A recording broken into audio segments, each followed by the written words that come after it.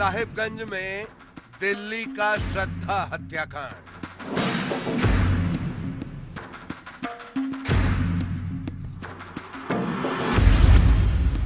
अपनों ने ही किए विश्वास के टुकड़े टुकड़े।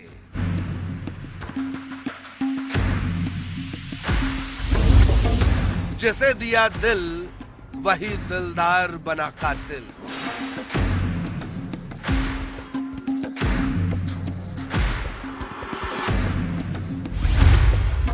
दूसरे धर्म में शादी का खौफनाक अंजाम।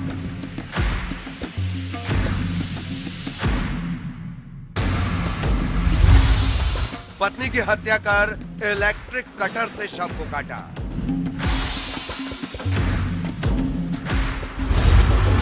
टुकड़ों में मिला रबिका का शव।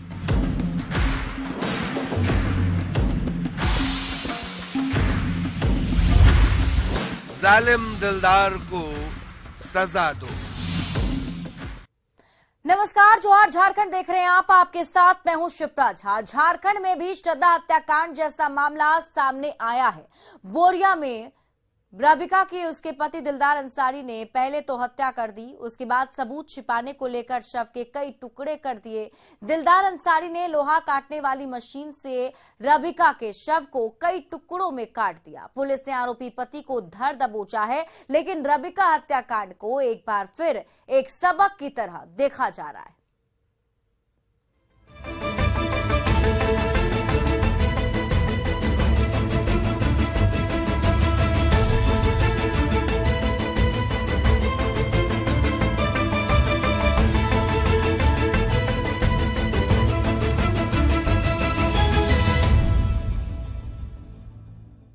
दिल्ली श्रद्धा हत्याकांड के बाद साहिबगंज में रबिका हत्याकांड ने रांची वासियों को हिलाकर रख दिया है। रांची की महिलाओं की माने तो लिविंग रिलेशनशिप हो या किसी के साथ शादी करने का फैसला, लड़कियों को सोच समझकर फैसला लेने की जरूरत है। महिलाओं ने रबिका हत्याकांड के दोषियों को सख्त से सख्त सजा देने की मांग की, ताकि समाज में एक मजबूत संदेश जाए। महिलाओं से बातचीत की न्यूज 18 संवाददाता संजय कुमार सिन्हा ने। दिल्ली श्रद्धा हत्याकांड के बाद झारखंड के साहिबगंज में रबिका पहाड़िन की हत्या का मामला सामने आया है और जिस तरीके से हत्या की गई है वो रिश्तों को वास्तव में आपस में सोचने पर समझने पर मजबूर करता है। हमारे साथ यहाँ पर रांची की महिलाएं हैं जो अपनी इस पर राय रखेंगी, साथ ही यह बताएंगे कि वास्तव में समाज में इस तरह की घटनाएं क्यों सामने आ रही है। जो रिश्ता दिल से जोड़ा जाता है उसकी आखिरी में शरीर के इतने हिस्से क्यों कर दिए जाते हैं। जिस तरीके से मामला सामने आया, आपने देखा कि जैसा श्रद्धा हत्याकांड दिल्ली में हुआ, ठीक उसी तरीके का मामला साहिबगंज में आया है। जी हाँ, बिल्कुल। हम लोगों ने सुना है इसे न्यूज़ में, बल्कि ये कह सकते हैं या तो न्यूज़ वाले इसको इस तरह से प्रेजेंट करें कि एक आम आदमी तक ये बात पहुँचे कि हम लोगों को किस तरह से अपना जीवन साथी चुनना है। या तो वो अरेंज मैरिज हो या लव मैरिज हो, इससे कुछ फर्क नहीं पड़ता है, क्योंकि अरेंज मैरिज में भी ये चीज़ हो सकता है और लव मैरिज में भी हो सकता है। तो ज़रूरत ये है कि हमें अवेयरनेस का, अपने बच्चों को बचपन से इतना अवेयर करना है कि हमें सही और गलत में अंतर समझ में आए, सामने वाले के मंशा को परखने की हमें क्षमता होनी चाहिए। लगता है कि कुछ भरोसे में कमी रहती है श्रद्धा हत्याकांड में। जिस तरीके से ठीक उसी तरीके से साहिबगंज में रबिका माने पहाड़ी लड़की जो दूसरी पत्नी बनती है, कहीं विश्वास का कत्ल होता है।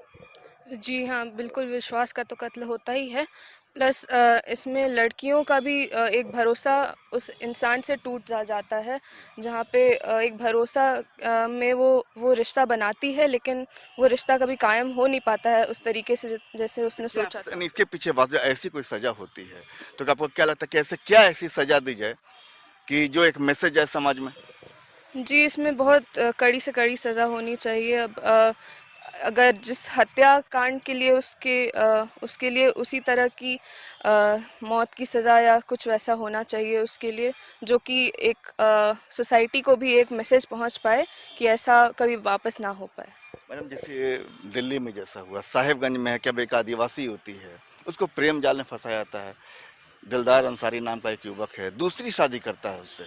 तो आपको लगता है क्या कि वास्तव में आज भी कहीं हम शादी करने के मामले में कहीं पर फैसला लेने में कहीं कमजोर हैं? कमजोर हैं। लड़की लोग को भी सोच समझ के कोई भी फैसला लेना चाहिए, जल्दबाजी में कोई फैसला नहीं लेना चाहिए। खासकर अपने पैर में खड़ा होना चाहिए, उसके बाद ये डिसीजन लेना चाहिए कि शादी करनी है या नहीं। और सामने वालों को भी देखना चाहिए कि परिवार कैसा है, लड़का कैसा है, बहुत ज़रूरी है। नहीं तो लड़की अगर भाई देवे पेरेंट्स से या अपने से डिसीजन लेती है शादी ब्याह के मामले में, तो वो गलत हो सकता है। जरूरी है कि दोनों साइड का फैसला वो अपने दिमाग से, दिल से ले, उसके बाद आगे बढ़े। और सजा की बात है तो सजा तो श्योर उनको ऐसे मिलनी चाहिए कि दोबारा ऐसा गलती किसी से न हो। सजा तो मिलनी ही चाहिए, लेकिन ऐसा सजा मिलना चाहिए कि दूसरा देख के डरे। उस तरह परिवार की भूमिका की बात करें तो परिवार में खासकर जो लड़की इस तरह का कदम उठाती है, शादी करती है, धोखा मिलता है, तो परिवार कहीं क्या लगता है कि परिवार कहीं पीछे छूट जाता है? परिवार को क्या समझ होता है कि शायद कहीं मुश्किल आई बच्ची को समझाने में?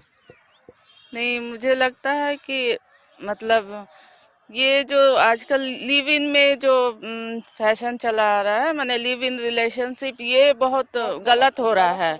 जो कि लड़की लोग तो विश्वास कर लेती है लड़के के ऊपर, लेकिन लड़का कुछ दिन बाद चूंकि उसे शादी भी कर लेती है, उससे भरोसा भी कर लेती है। साहिबगंज में दूसरी पत्नी का मामला सामने आया, मतलब कि एक तरीके से प्रेम जाल में पहले फंसाया गया फिर शादी हुई। हाँ, तो वही बोल रहे हैं कि लड़की भावुक होती है, थोड़ा वो फंस जाती है, उसी टाइप का इमोशनल हो जाती है, और फिर लड़के का उसमें कुछ ये नहीं रहता है, फिर इस तरह का कांड माने सामने आता है, तो उसको कड़ा से कड़ा सजा दे। महिलाओं की राय साफ है कि खासकर कोई भी फैसला जिंदगी से जो जुड़ा हो सोच समझ कर लें, लेकिन जिस तरीके की घटना सामने आई है साहिबगंज में रूबिका पहाड़ीन को लेकर, जो दोषी है इस मामले में कड़ी से कड़ी सजा दी जाए ताकि समाज को में एक संदेश जाए।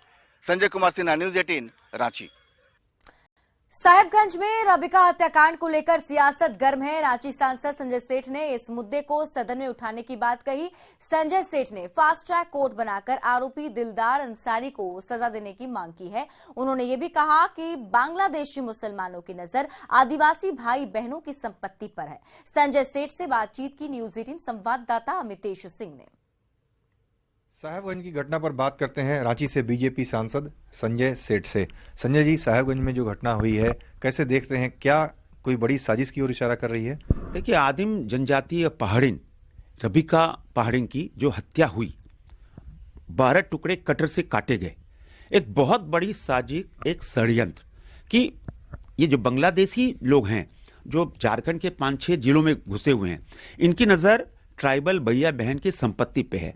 लव जिहाद के तहत उनको फंसाते हैं और संपत्ति हड़पते हैं और बाद में हत्या कर देते हैं। एक बहुत बड़ी साजिश, एक बहुत बड़ा षड्यंत्र। आप देखो, झारखंड के अंदर चाहे पलामू हो, दुमका हो, साहिबगंज हो, रांची हो, हर जगह ऐसी घटनाएं हो रही हैं। पेट्रोल छिड़ककर आग लगा दी जा रही है। ये तो राक्षसी प्रवृत्ति है। एक तरफ मुख्यमंत्री जी खतियानी यात्रा निकाल रहे हैं और दूसरी ओर आदिम जनजातीय पहाड़ीन बेटी की कटर से हत्या की जाती है। इस पे तो मेरा ये मानना है, आज तो मैं सदन पे इसकी आवाज बनूंगा, मेरा ये मानना है कि फास्ट ट्रैक कोर्ट बनाओ, फांसी की सजा दो, ताकि ये जो कोड है इस कोड को समूल नष्ट करना होगा। नहीं तो आने वाले दिन ये जो बांग्लादेशी मुसलमान जो ये पूरी तरह घेर कर जो ट्राइबल भैया बहन पे जो उनकी नजर है, उनकी संपत्ति पे नजर है, आने वाले दिन बहुत कठिन और कठोर होने वाले हैं। साहिबगंज में श्रद्धा हत्याकांड पर झारखंड में सियासत गर्म है। 2 धर्मों से जुड़े इस मामले में जमकर सियासत हो रही है। बीजेपी सरकार से सवाल कर रही है तो सत्ता पक्ष बैकफुट पर नजर आ रहा है।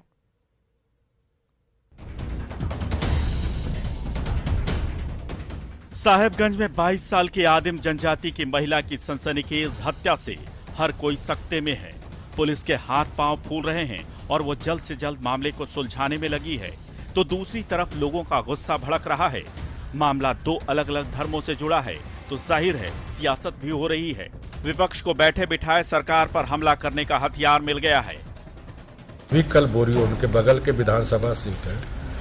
इसे आदिकाल से जो आदिवासी हम कहते हैं वो आदिम जनजाति पहाड़िया, और उस पहाड़िया बच्ची के साथ जिस तरह एक घटना हुई, विभत्स घटना, कि निश्चित रूप से इस सरकार को अब सरकार में बने रहने का कोई हक नहीं है।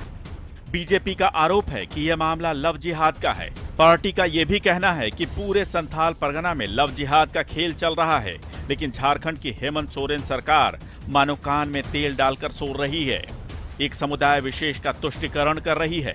बीजेपी का यह भी आरोप है कि सरकार मौनी बाबा बनी बैठी है और संथाल परगना में बांग्लादेशी घुसपैठिए कानून व्यवस्था के लिए चुनौती बनते जा रहे हैं। इसलिए बीजेपी की तैयारी अब शीतकालीन सत्र में इस मामले पर सरकार को घेरने की है। साहिबगंज के अंदर, उसमें भी लव जिहाद का जो एंगल सामने आया है उससे समाज बहुत दुखी है। लेकिन ये जरूर कहेंगे कि राज्य की जो वर्तमान सरकार है, ये राज्य की सरकार इससे कहीं भी अपने आप को जिम्मेवार नहीं समझ रही है। इसका एक मूल कारण है कि तुष्टीकरण की राजनीति के कारण उनके वोट बैंक है, ऐसा चिंता करके वो पूरी तरह से दलितों पर अत्याचार करने के लिए अपने आप को प्रस्तुत कर रही है। दिलदार अंसारी के द्वारा वह इस बात का संकेत है कि उस प्रदेश में ठीक नहीं चल रहा है। ये इस बात का संकेत है कि बांग्लादेशी घुसपैठियों के द्वारा लगातार कानून व्यवस्था के साथ खिलवाड़ की जा रही है और राज्य की सरकार मौनी बाबा बन करके झारखंड की जनता को अपमानित करने का काम कर रही है। बीजेपी लाल है, सड़क से लेकर सदन तक संग्राम करने पर आमादा है। वो किसी भी कीमत पर सरकार को बख्शना नहीं चाहती। विपक्ष के तेवर देखकर सत्ताधारी पार्टियां बैकफुट पर हैं। जेएमएम का कहना है कि इस मामले में फास्ट ट्रैक कोर्ट का गठन किया जाएगा। बचाव की मुद्रा में आई जेएमएम दलील दे रही है कि दूसरे राज्यों में भी ऐसी घटनाएं घटती हैं। इसके लिए मुझे लगता है बोलने की भी आवश्यकता नहीं है। आपने देखा होगा इसके पहले भी एक घटना हुई थी, उसमें माननीय मुख्यमंत्री ने आगे बढ़कर खुद फास्ट ट्रैक कोर्ट की अनुमति दी थी और उसका अनुशंसा किया था कि इसको फास्ट ट्रैक कोर्ट के माध्यम से सुना जाए और एक समय सीमा के अंदर इसको उचित सजा मिले, कार्रवाई हो। कानून के खौफ या तो कम हो गए हैं या फिर कहीं न कहीं विकृत मानसिकता बढ़ रही है। ऐसे व्यक्ति को तुरंत सख्त से सख्त कार्रवाई होनी चाहिए। सियासत अपनी जगह है, लेकिन ये भी सच है कि पिछले कुछ सालों में संथाल परगना क्षेत्र में एक समुदाय विशेष की आबादी तेजी से बढ़ी है। रविका हत्याकांड ने इस मामले को और हवा दे दी है। इस घटना की टाइमिंग भी बेहद अहम है। दिल्ली के श्रद्धा हत्याकांड की आग अभी ठंडी भी नहीं पड़ी थी कि इस मामले ने बीजेपी को गुस्से से लाल कर दिया है। मामला चूंकि जघन्य हत्या और दो धर्मों से जुड़ा है, इसलिए पुलिस भी फूंक फूंक कर कदम रख रही है। न्यूज़ 18 के लिए रांची से ओम प्रकाश की रिपोर्ट।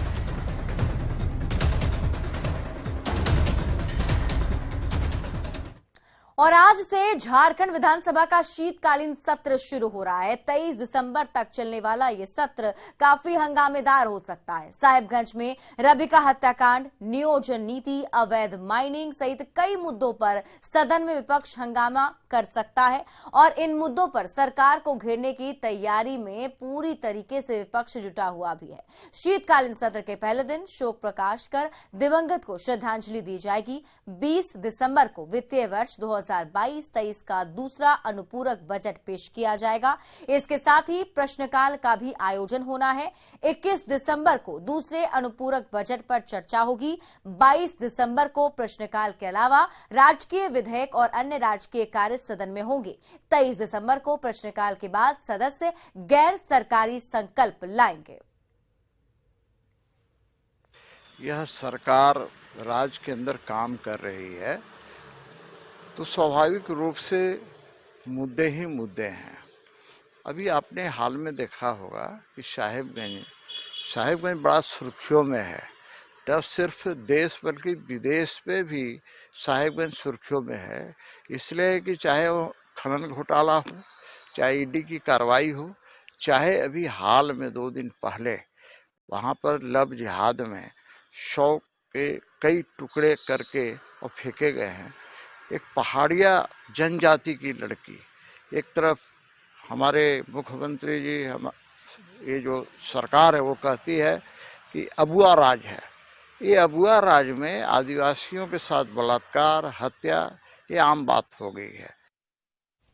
और इसी बीच रांची से बड़ी खबर आपको बता दें, यहां बीजेपी विधायकों का धरना जारी है। विधानसभा गेट पर बीजेपी विधायक धरना दे रहे हैं। रबिका हत्याकांड को लेकर बीजेपी विधायकों की तरफ से विरोध जताया जा रहा है। आरोपी को फांसी देने की मांग की जा रही है। आरोपी दिलदार अंसारी को फांसी देने की मांग की जा रही है बीजेपी की तरफ से। आपको बता दें कि आज विधानसभा शीतकालीन का पहला दिन है और आज पहले दिन ही बीजेपी की तरफ से जमकर हंगामा किया जा रहा है। विधानसभा गेट पर अभी बीजेपी विधायकों की मौजूदगी है, जहां पर वो धरना दे रहे हैं। उन सभी की मांग है रबिका हत्याकांड पर जो विरोध चल रहा है, आरोपी को फांसी देने की मांग की जा रही है। अविनाश कुमार हमारे सहयोगी अधिक जानकारी के साथ लाइव जुड़े हुए, सीधे उनका रुख कर लेते हैं। अविनाश, फिलहाल वहां पर क्या कुछ चल रहा है? जाहिर सी बात है कई सारे मुद्दे हैं और उन मुद्दों को लेकर आज सरकार को घेरा जाएगा। देखिए, विधानसभा सत्र का आज पहला दिन है और शीतकालीन सत्र के इस पहले दिन में अगर आप तस्वीर देखें कि किस तरह से जो बीजेपी के विधायक हैं वो लगातार यहाँ प्रदर्शन कर रहे हैं। रबिका जो हत्याकांड है, रबिका पहाड़िया जिनके साथ ये घटना घटी है, उस घटना को लेकर फांसी की सजा की बात हो रही है और ये जितने भी तमाम विधायक हैं यहाँ आप देख सकते हैं कि किस तरह से उनके द्वारा ये विरोध प्रदर्शन यहाँ किया जा रहा है। उसमें चाहे वो बीजेपी की महिला विधायकों की बात करें या अगर हम दूसरे विधायकों की बात करें, ये सब तमाम विधायक हैं। हम महिलाओं को सुरक्षा देंगे, हम महिलाओं को सम्मान देंगे, इस राज्य में भ्रष्टाचार मुक्त करेंगे। देख रहे हैं लगातार किस तरह से इस राज्य में भ्रष्टाचार बढ़ी हुई है। आज हमारी इस राज्य की बेटी बहन कितना असुरक्षित है और लगातार इस तरह से घटना घट रही है। इसका हम लोग लगातार विरोध कर रहे हैं, लेकिन ये अंधी गूंगी बहरी सरकार की न आंख खुल रही है, न कान से सुनाई पड़ रहा है, न मुंह से कुछ बोल रहे हैं। आज हम लोग भयभीत हैं।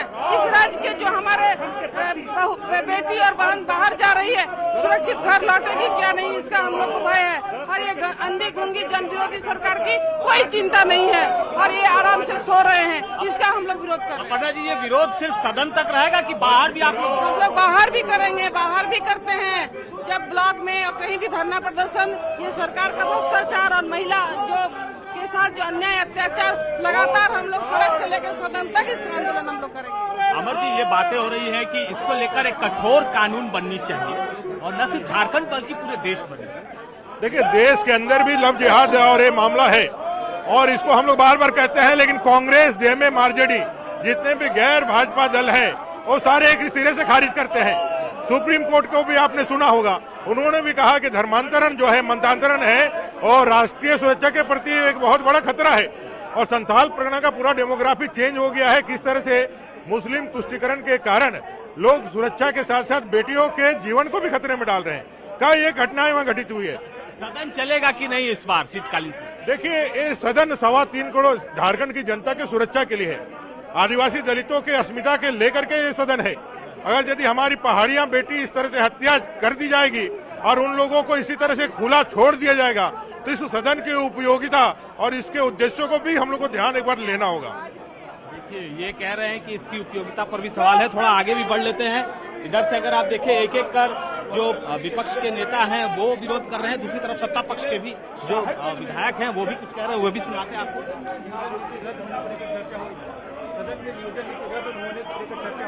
ये सदन देख रहे हैं इन लोगों का क्या, सभी मुद्दों पर चर्चा करने के लिए तैयार है सरकार। मित्रेश जी, कहा जा रहा है कि जो दोषी है उनको फांसी दिया जाए, मांग हो रही है। अब कोर्ट भी, अब न्यायालय भी यही लोग चला ले, न्यायालय का गठन करके 2-4 विधायक बैठ जाए कुर्सी पर और सजा दे दे। सजा देखिए, हम लोग ऐसे कुकृत्य के लिए फांसी से भी बड़ी सजा हो तो उसकी मांग करते हैं। वो कहते हैं क्या, हम कहते हैं कि फांसी से भी बड़ी सजा। वैसे विकृत मानसिकता के लोगों के लिए इस समाज में, इस दुनिया में, इस देश में किसी तरह का कोई स्थान नहीं है। उससे भी बड़ी सजा की हम मांग करते हैं। मांग हो रही है कि सरकार जो है कोई कठोर कानून बनाए राज्य के अंदर। किस तरह का कठोर? विधायक, महिला विधायक कह रहे हैं कि कठोर कानून बने कि आगे इस तरह की पुनरावृत्ति। वो कहाँ से आए थे? आपके श्रद्धा के हत्यारे कहाँ से आए थे? आज चिन्मयानंद का मामला भी इनसे पूछना चाहिए। फिर उत्तराखंड के माननीय मंत्री के सुपुत्र का मामला भी पूछना चाहिए, उसका जवाब भी देना चाहिए। भारतीय जनता पार्टी के लोगों के सभी जगह हेमंत सोरेन जी की सरकार है। यहाँ पर जो भी आपराधिक घटनाएं घटती है, कठोर से कठोर कार्रवाई के लिए सरकार दृढ़ संकल्पित है। और आपने जब भी देखा कि कोई भी ऐसी घटना घटी है, हम ऐसी घटनाओं की तीव्र भर्त्सना करते हैं। ऐसी घटनाएं राज्य को कलंकित करने वाली घटनाएं हैं। ये मानसिक विकृति दर्शाती है ऐसे लोगों की। और आपने देखा कि अपराधी गिरफ्तार हुए और सजा भी निश्चित हो गई। अपराधी गिरफ्तार भी हुए हैं और सजा भी सुनाई जाएगी। तो ये एक बार फिर से आपको दिखा दें, बाहर विधानसभा की ये तस्वीर है कि जहां जो विपक्ष के तमाम जो विधायक हैं, बीजेपी के जो विधायक हैं, उनका एक प्रदर्शन हुआ। वैसे तो अगर हम कभी भी विधानसभा सत्र की शुरुआत होती है तो पहले दिन शोक प्रस्ताव ही लाया जाता है और बाहर इस तरह के बहुत कम ही समय में ऐसा देखा गया है कि जब विरोध प्रदर्शन देखने को मिला हो। लेकिन चूंकि इस तरह की घटना घटी है झारखंड के अंदर और पूरे देश भर में इस घटना की एक चर्चा भी हो रही है, इसलिए न सिर्फ विपक्ष की अगर हम बात करें, उनके विधायक तो प्रदर्शन कर ही रहे हैं, जो सत्ता पक्ष के भी जो विधायक हैं वो भी उसके काउंटर में से बहुत सारे तथ्यों को बता रहे हैं, बहुत सारी घटनाओं का जिक्र कर रहे हैं। साथ ही ये भी कह रहे हैं कि अगर कोई फांसी से भी बड़ी कोई सजा हो तो वो भी सरकार देने के लिए यहाँ तैयार है। बिल्कुल अविनाश, और वो तस्वीरें हम देख पा रहे हैं, मतलब लेकिन जिस तरीके से मुद्दों को गरमाया जा रहा है, मुद्दों पर बातचीत हो रही है, उस हिसाब से लग रहा है कि सदन के बाहर ही सभी लोग आपस में भिड़े हुए हैं। सदन चलेगा कि नहीं चलेगा इस बार? ये बहुत बड़ा सवाल आपने कहा कि सदन चलेगा कि नहीं। नीरा जी हैं, पूर्व शिक्षा मंत्री भी हैं और बीजेपी के विधायक भी हैं। नीरा जी ये सदन चलेगा कि नहीं अगर ऐसे महिलाओं के साथ इस तरह की घटना घटते रहेगी? देखिए, हम लोग तो सदन चलाने के लिए ही इतनी तैयारी करके आते हैं, क्योंकि हम विपक्ष के विधायक हैं। ऐसे ही हम लोगों के क्षेत्र का कोई काम नहीं हो पा रहा है, तो सदन चलता है तो लगता है कि कहीं न कहीं हम जनता के प्रश्नों को यहाँ रख सके, उसका सही जवाब मिल सके। लेकिन जिस प्रकार अभी आपने देखा कि साहेबगंज के बोरियो विधानसभा में जिस प्रकार की कुकृत्य हुआ है, जो घटना घटी है, दिल दहलाने वाली घटना घटी है, तो क्या उससे लगता है कि लॉ एंड ऑर्डर सही जगह पे है? आप देख सकते हैं कि किस प्रकार लॉ एंड ऑर्डर बिल्कुल फेल है और कहीं न कहीं आज सरकार की जो शिथिलता है, आज इनके मूक बधिर सरकार जो कि बिल्कुल नींद से सोई हुई है, आज किसी प्रकार का कोई कार्य नहीं, जिसके कारण कि आज ये स्थिति हो रही है। इसलिए हमें लगता है कि पहले तो हम जनता का सवाल रखेंगे, बाकी जो होगा सो बाद में जब जवाब मिल जाएगा तब फिर हम लोग सदन जवाब मिलेगा तभी सदन चलेगी। ये इस वक्त बाबूलाल मरांडी पहुंचे हैं, बाबूलाल जी से भी जानकारी जरूर लेंगे कि आप लोग लगातार कह रहे हैं कि झारखंड की डेमोग्राफी चेंज हो रही है और खासतौर से संताल को टारगेट किया जा रहा है। अभी जो घटना हुई इस पर सर प्रतिक्रिया जाएगी आपको? बाबूलाल जी थोड़ा सा ऐसे बस ठीक है सब हो गया सर बोलिए सर, थोड़ा माइक नीचे भैया। देखिए, हमने तो बार बार कहा झारखंड के बारे में जो स्थिति आज पैदा हुई, क्योंकि जिनका काम था राज्य की सुरक्षा और पुलिस का काम था कानून व्यवस्था को बनाए रखना, अपराधियों को पकड़ना, जेल में डालना और उनको सजा देना। लेकिन हेमंत सोरेन की सरकार ने पुलिस को एक टूल्स की तरह उपयोग कर रहे हैं, वसूली में लगा रखा है और सरकार के विरोध में अगर कोई आवाज़ उठाते हैं तो फिर उस आवाज़ को दबाने के लिए उनको तरह तरह के फंसाना, जेल में डालना, मात्र इसी काम में लगे हुए। और इस कारण से इस राज्य में अपराधी बेखौफ होकर के अपराध कर रहे हैं। और संथाल परगना की जहाँ तक सवाल है तो मैं कहूँगा कि आपने थोड़े दिन पहले देखा दुमका के। और फिलहाल इस बुलेटिन में अभी के लिए बस इतना ही। आप देखते रहिए न्यूज़ 18 बिहार झारखंड।